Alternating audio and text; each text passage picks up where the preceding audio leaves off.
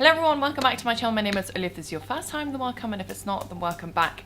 So I feel like now recently, I've been through my big healing journey last year in terms of my eczema. I think it was a cross between both sort of TSW and also just having generally very bad eczema.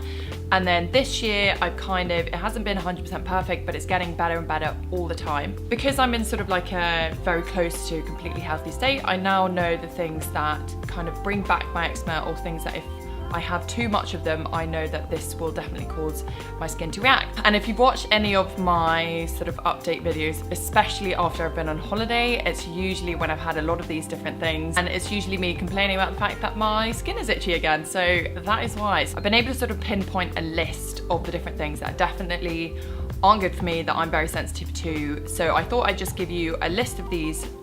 And I'm not saying these are going to be exactly the same for every single person. Bear in mind, everything I share is just completely from personal experience, but these might be things that you might want to look into, and some of these things are probably a little bit surprising. So without further ado, let's get into it. So the first thing on my list, and something I talk about a lot, is sugar, and refined sugar especially. I find that if I have too much refined sugar, I will definitely start itching that night, if not the next day. This is in things like sweets or candy and chocolates and cakes and all the basically really yummy things. If I have too much of it, then I will definitely start itching.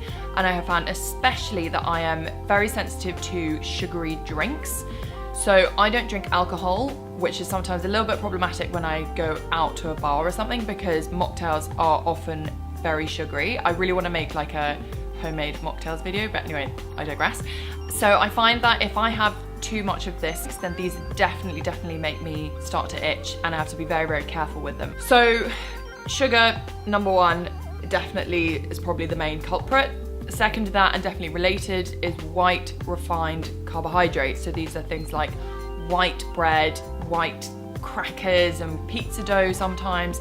If I have too many white refined carbohydrates, I find that they definitely make my skin itchy after a little while. So what I just tend to do, instead of having these white carbs, I just replace them with brown carbs. It's very easy to do that. So even things like, white bread, I just have brown bread, and white pasta, you can have brown pasta. White rice, you can have brown rice. It's super easy. So this isn't something that I find very difficult to have to avoid, but it is something that if I, for some reason, do overdo it on these things, then I definitely do notice a difference in my skin. The third thing that I find makes a difference in my skin is very obvious, is alcohol. I can have one night out and the next day my skin is very itchy. And it's not just itchy, it feels very sensitive. So it will be like I can feel that if I wear sort of my sleeves too tightly around my wrists, then my wrists get itchy. I don't know what it is, but there's something about the alcohol that makes my skin very sensitive, and I have to be very careful with alcohol. So I don't drink alcohol very often for more reasons than just my skin. I have a video on it, which I will put a link to in the description.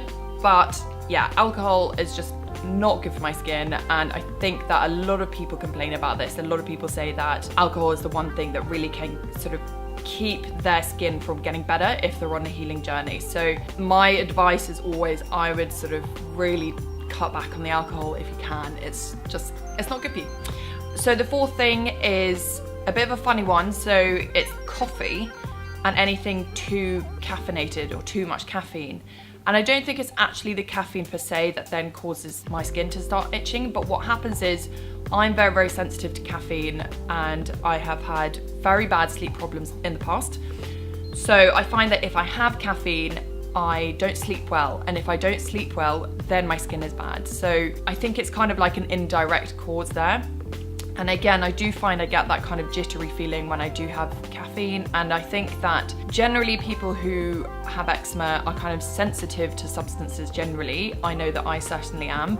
This is why we're sensitive to things like sugar and alcohol and all these things that maybe other people normally aren't as sensitive to. And I find caffeine is just one of those things that I have to be careful with. I do have things like green tea occasionally. I also drink some matcha lattes every now and again, and recently I've had more of it than I usually do. But normally I am pretty much a caffeine-free type of person, and I haven't had coffee in honestly years. I don't, which is a sad thing because I absolutely used to love coffee. The fifth thing that I avoid, and this is something that's going to be a bit strange to some people, but I can't eat too much raw food, and especially raw fruit. And I think that has, again, something to do with the sugar. And I even had this last week, where last week I ended up for some reason having a full day of just eating a lot of raw foods. I had a lot of salads, and then in between meals I ate a lot of fruit, and I was very, very itchy by the evening. And this is something that I think, you know, it makes sense, because during my healing journey, by the end of it, I was so restrictive. I was on a raw food diet and my skin was really, really bad at the time. As soon as I kind of switched to more cooked foods, more grains and more fats and these kind of things, my skin immediately got better. And this could be something that's just personal to me, because I know some people only eat raw food and that is the thing that works for them. So I'm not saying that this is going to be the case for everyone, but this is just for me. And my point with that is that just because something works for somebody else, it doesn't mean it's going to be necessarily the same for you. And that is so, so important when you are